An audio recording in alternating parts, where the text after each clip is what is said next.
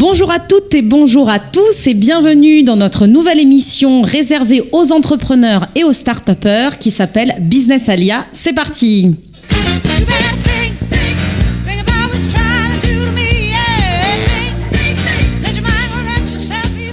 Donc Business Alia est, comme je viens de le dire, une émission qui va être réservée exclusivement aux entrepreneurs qui veulent soit créer une entreprise, soit qui ont déjà un business et qui veulent l'optimiser. Il va être ici question d'informations pratiques, de tipping comme on dit en hébreu, c'est-à-dire de conseils aux nouveaux entrepreneurs, souvent Olim Hadashim en tous les cas dans cette émission, qui vont vouloir avoir des infos, de l'actu, éviter les pièges qui sont souvent présentés devant eux quand on est Olé Hadash, c'est pas évident. Cette émission, alors j'ai la grande chance de la présenter, de la co-présenter avec Esther Amar, que le tout Jérusalem connaît. Enchantée. Jusque-là. Ah bah si, écoute, en tous les cas, David... Depuis des années. Depuis de longues années. Voilà. Esther, je te laisse te présenter. Ok, voilà, donc Esther Amar, je suis là en Israël depuis une trentaine d'années, 20 ans de travail de terrain dans le conseil d'entreprise, la fiscalité et l'expertise comptable. Donc mon travail, c'est effectivement un travail très technique et très concret qui permet de donner tous les outils nécessaires, soit à la création d'entreprises en Israël, soit au développement de leur création, de leur entreprise existante, afin justement d'avoir des revenus corrects et qui permet une vie tout à fait adaptée au système israélien et en fait tel qu'on l'entend, en s'adaptant le plus possible au pouvoir d'achat de France, adapté en Israël. Et de mon expérience de 20 ans, quand même, ça se passe bien pour beaucoup de Français, quoi. Voilà. Bon, bah, écoutez, c'est une bonne nouvelle et on va justement être là pour encore plus les encourager et les aider dans la mesure du possible à bien mener leur projet entrepreneurial. Tout à fait. À ma gauche, David Nizar, qu'on ne présente plus non plus. Bonjour. Ah, si, on peut me présenter. Ah, on te présente. Alors, on va te présenter. Voilà. David, je tiens quand même à dire que tu t'es rasé pour l'événement. Pour l'occasion, pour passer à la télé, à la radio, voilà. Nickel chrome aujourd'hui. Oh, nickel. Bon, alors David Nizar, qu'on connaît bien, en tous les cas pour les personnes qui ont l'habitude de venir au Hub de l'emploi à Jérusalem, c'est une figure incontournable puisqu'il est entrepreneur ici et qu'il use des services coworking. C'est justement un des sujets qu'on va traiter aujourd'hui, le coworking. David, tu travailles dans le référencement, c'est ça ? Exactement, dans le référencement de site internet et j'ai élu domicile ici à Qualita pour travailler. Donc voilà le service de Qualita qui nous sert et on pourra en parler par rapport à ce qu'on voudra dire aux gens et pour pouvoir les aider. D'accord. Voilà. Donc c'est ce qu'on appelle en fait un espace de coworking. Donc c'est un anglicisme un petit peu barbare qui aujourd'hui est rentré en tous les cas dans le vocabulaire de tous les entrepreneurs. Qu'est-ce que le coworking ? C'est un espace pour les entrepreneurs, un espace de travail et un espace où on peut lier des relations, du networking, ce qu'on appelle développer son networking. David, pourquoi avoir choisi ce système-là ? Quelle a été ta motivation pour justement opter pour le coworking ? Voilà, alors plusieurs motivations. D'abord, quand on est un entrepreneur, qu'on démarre, on commence souvent à travailler de chez soi à la maison et c'est pas toujours pratique. Donc c'est bien de sortir de la maison, d'aller au bureau le matin et un espace de coworking, c'est faire ça à moindre frais, d'accord, pouvoir avoir un bureau et en profiter avec des coûts qui sont quand même. On va y revenir après les coûts. Voilà. Viens, on parle d'abord tu parlais un petit peu du côté social. Voilà. On sort de chez soi, d'abord on s'habille, on se lave le matin. Exactement. On s'habille, on se maquille, on se rase, on se met en condition de travail. Je crois que c'est quand même important. Et puis on rencontre du monde aussi. Voilà, on rencontre du monde et c'est vrai que aujourd'hui beaucoup de métiers sont des métiers où on est isolé devant notre écran, on passe des journées entières à travailler sur un écran et c'est bien de pouvoir faire des pauses avec des gens, de pouvoir discuter, de pouvoir boire un café, de pouvoir échanger et ça nous fait avancer aussi dans le business et aussi bien socialement d'avoir des contacts humains, on va dire. Voilà. Ok, donc ça c'est un avantage certain. Tu parlais des coûts également. Qu'est-ce que tu économises en fait ? Parce que c'est vrai que sortir quand même de travailler de chez soi, c'est quand même une économie de temps. Ça nous évite de prendre la voiture, d'être dans les embouteillages, énervé dès le matin. Donc on a quand même une économie de temps en restant à la maison. Ouais. Mais chez Qualita aussi, parce qu'en fait ils se sont mis sur la ligne de Rakevet-Kala. Donc pour nous c'est 10 minutes, c'est mieux que la voiture. On n'a pas besoin de se garer, pas besoin d'aller dans les bouchons. Et c'est au centre-ville, donc très très bien placé. Et puis c'est une économie en tout. On a un service qui est extraordinaire. Je pense qu'ils sont pas là pour faire de l'argent avec ça. C'est juste une participation aux frais, on va dire. Du bureau. Et puis, bon, ça c'est vraiment pour ce côté-là. Donc le coût déjà le loyer d'un bureau, voilà. Tout ce qui est évidemment frais de connexion internet, vous n'avez pas à vous en occuper, connexion, café, et on nous offre même le café, voilà, l'imprimante, vraiment tout est réfléchi pour qu'on s'y sente bien, et on s'y sent bien, voilà. Donc on est même une petite équipe de gens qui sont là depuis un petit moment, sans être forcément nouvel immigrants. Donc nous aussi on a notre place ici, des immigrants plus anciens. Est-ce qu'on fait des affaires ? Est-ce qu'on fait des affaires ? Est-ce qu'il y a des contrats signés sur place à la Macom ? Alors oui, il y a d'abord des mises en contact avec des gens, des amis, de la famille, des clients qu'on peut se partager, d'accord ? Okay. Voilà, il y a quelqu'un qui peut être expert comptable et qui va avoir des clients qui ont besoin d'un service digital, qui vont se tourner vers nous. Qui ont besoin d'un graphiste, d'un développeur, exactement. Il y a tout un panel de métiers qui est représenté ici, et c'est vrai qu'on peut faire de l'échange et du network. Et franchement, d'abord c'est agréable, et puis des fois on fait le même métier que d'autres gens, et c'est pas pour autant qu'il y a une mauvaise ambiance ou une concurrence. Au contraire, on essaye de s'entraider et d'arriver ensemble à avancer. Et je pense que comme le monde entier, il y a de la place pour tout le monde, et on essaye de tous faire sa petite place. Et voilà, c'est agréable. Voilà. Maintenant au niveau des conditions, alors c'est vrai que tu nous parles de l'espace coworking de Qualita. De toute façon, c'est le même concept dans tous les espaces de coworking. Est-ce que, au niveau de la flexibilité, je crois que tu n'es pas obligé de t'engager sur l'année ou sur comment ça se passe au niveau de la location des lieux ? Ouais, alors c'est soit la location au mois, d'accord, soit la location par jour. Et les gens peuvent venir une journée et dire je vais payer la somme qu'il faut pour une journée, pour une demi-journée, et donc ça permet aux gens d'être assez flexibles. Flexible, c'est ça. Voilà. C'est souvent, en tous les cas, pour les nouveaux entrepreneurs, je pense que c'est vraiment un avantage dans le sens où ils lancent leur business, ils n'ont peut-être pas forcément besoin d'avoir un bureau loué toute la journée, toute l'année, et donc ils peuvent le louer à l'heure. Demi-journée, je crois, journée, et en fonction de l'évolution de leur entreprise, ils peuvent choisir une autre formule. Et puis en plus, donc ça donne cette extension. Et ce que je voulais dire aussi, c'est que pour d'anciens immigrants, ça donne l'occasion de donner son petit temps Qualitime à Qualita, en fait. Voilà, parce qu'il y a des nouveaux qui arrivent. Toi, t'es un pur produit Qualita, toi, c'est condensé. Il y a des gens qui arrivent, qui sont des nouveaux immigrants, qui ont des difficultés sur des petites choses, etc. Et le fait de pouvoir discuter ensemble, ça permet aux gens d'avancer sur plein de petites choses. Donc ça, ce qu'on appelle du networking, donc de faire du networking dans du coworking, c'est-à-dire de développer un réseau. C'est de ça qu'on parle. Bien sûr. Tu parlais tout à l'heure si tu as besoin d'un graphiste, d'un développeur, d'un référenceur, de n'importe quoi.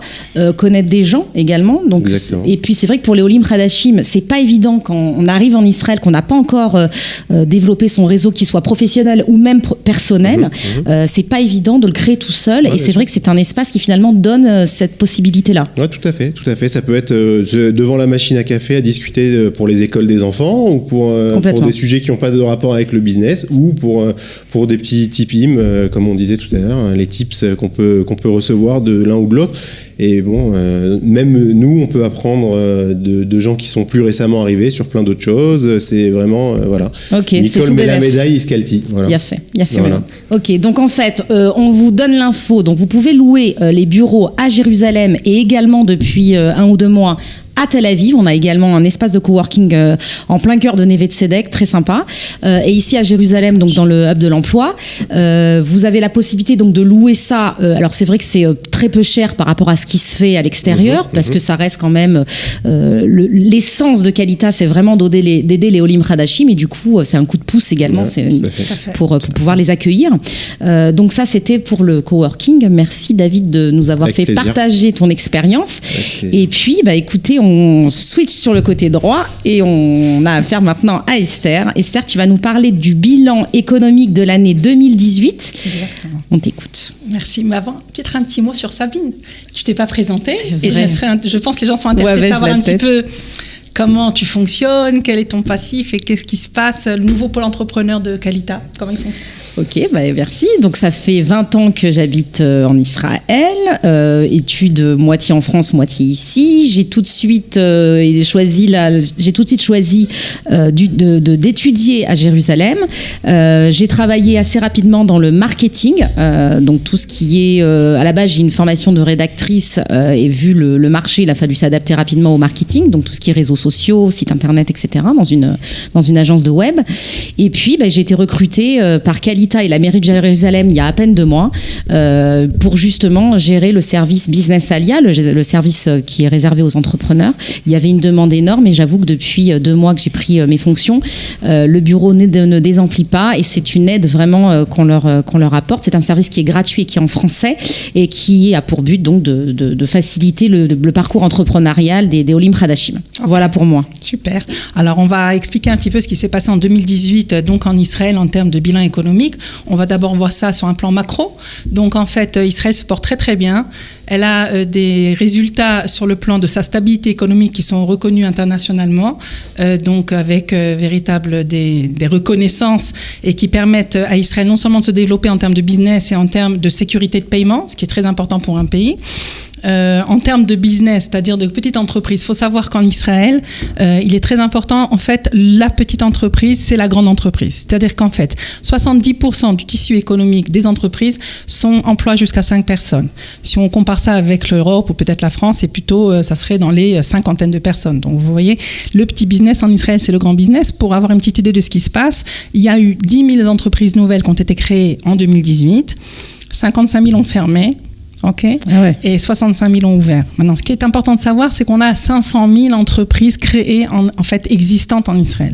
Donc, quand vous dites que 70% emploient jusqu'à 5 personnes, ça vous montre un petit peu le tissu, si vous voulez, des entrepreneurs. Alors, pourquoi c'est important de le savoir ? C'est parce que les Français, ils arrivent dans un marché qu'ils ne connaissent pas trop et qui pensent toujours que c'est très compliqué de créer leur structure en Israël. D'abord, sur le plan administratif, c'est très simple, de façon générale.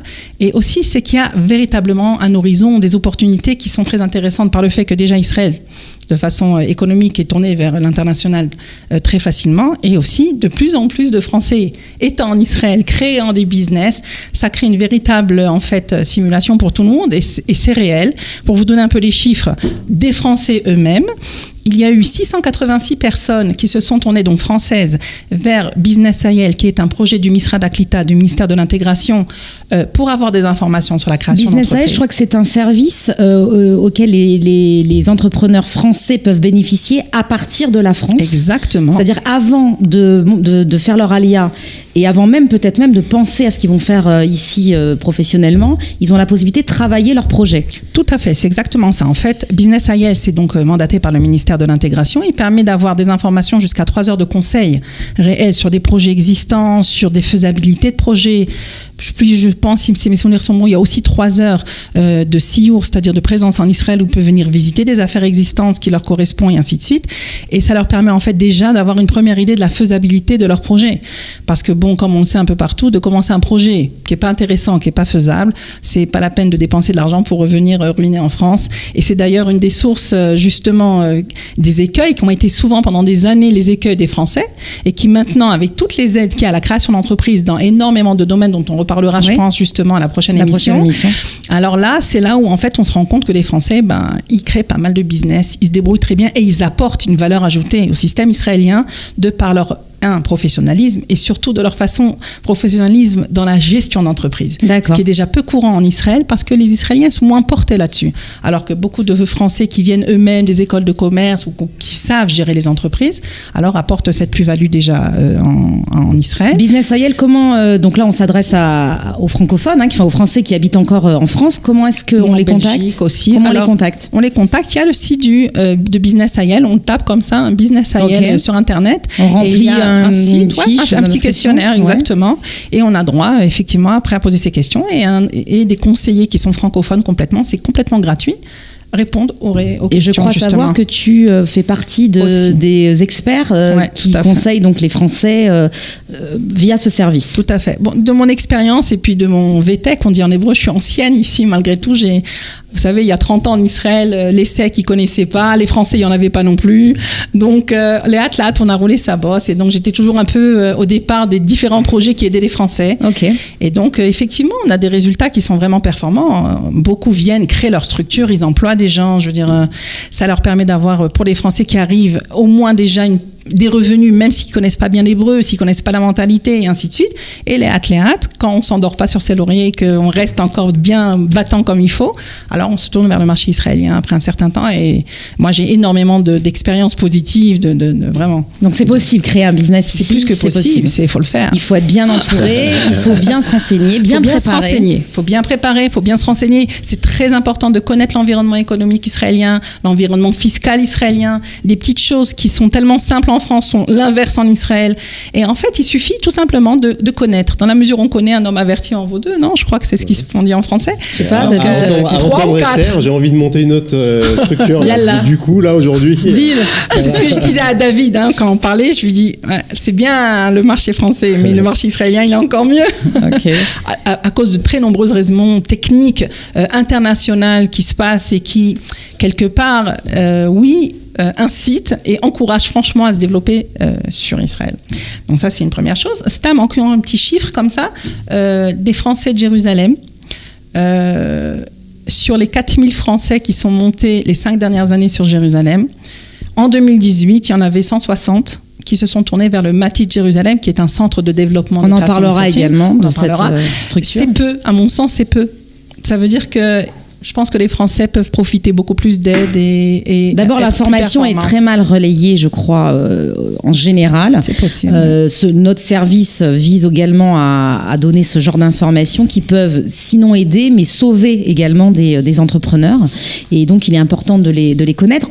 Comme tu l'as dit tout à l'heure, ce sera l'objet de notre prochaine émission. Exactement. On va réserver une émission entière sur les aides allouées aux Olim Hadashim, qu'elles soient financières, qu'elles soient administratives, logistiques, accompagnement, conseils, etc. Tout à fait. En général, c'est pour moins de 10 ans d'Alia, si je ne me trompe pas. C'est pas en général, c'est pour moins de 10 ans d'Alia, mais il y a quand même des relais sur Israël déjà pour les Israéliens tout court. Il faut juste avoir comme information quand même que 60% des gens qui se tournent vers les centres de développement d'initiatives, donc de création d'entreprises israéliens, viennent d'un monde salariat. Je parle d'israélien.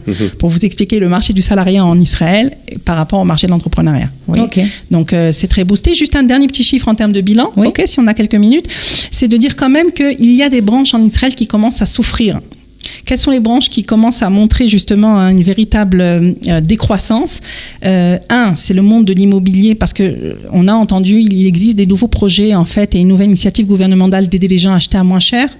Et donc, ce qui fait que tout le marché de l'immobilier privé en prend un peu un coup, et tous les fournisseurs, comme je sais pas, les magasins de meubles, toute la chaîne qui est derrière, qui justement se tournaient vers des gens qui étaient des constructeurs privés et qui maintenant ont quand même moins de travail parce qu'en fait, il y a un marché de l'immobilier étatique qui a pris la place. Donc ça, c'est une chose. Et il y a aussi... Il y avait eu pas mal d'abus aussi au niveau des agents immobiliers privés. Ça a été quand même l'objet pendant de nombreuses années d'une polémique en Israël, et pas uniquement les Français. Non, pas du tout, c'est un marché. Et du coup, le boomerang... Et puis ils essayent d'aider vraiment les gens à acheter des maisons en Israël. Ça devient un véritable besoin. Et il y a aussi tout ce qui touche en fait aux magasins, les petits commerces habituels, traditionnels, qui se font doubler complètement par les commerces Internet.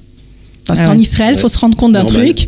Normal, hein, David? Non, il faut se rendre compte qu'en Israël, c'est un pays qui est très, très, très développé en termes d'achat Internet. Donc du e-commerce. Du e-commerce, c'est très développé dans les mœurs, c'est vraiment quelque chose qui prend de plus en plus d'ampleur et qui fait un dégât au niveau du petit moi, je vois les canyons toujours qui regorgent de monde malgré tout. Parce que c'est un bilouille, on dit en hébreu, c'est un endroit de promenade, on regarde les vitrines, on aime bien, mais ils vont peut-être voir les produits qu'ils ont mis ça là-bas, bon, ok, et enfin en promo, et ils les achèteront ailleurs à moins cher sur Internet. Hein, vous savez, ça c'est le monde qui va vers, qui tend à ça, de toutes les façons. Moi, donc c'est important. Que sur Internet. Non, c'est important pour les gens. Si vous voulez ouvrir un magasin, tu nous ruines l'émission. Non, mais c'est important de le savoir pour les Français qui viendraient avec des projets de création de magasins standards ou quoi, qui se rendent compte que c'est un petit peu délicat et qu'il faudrait qu'ils fassent attention justement à bien étudier la faisabilité ou l'emplacement. Ça peut correspondre à certains lieux de promenade, d'emplacement, mais c'est risqué, on va dire comme ça. Et la restauration. Les banques ne prêtent pas pour les restaurants. C'est très simple.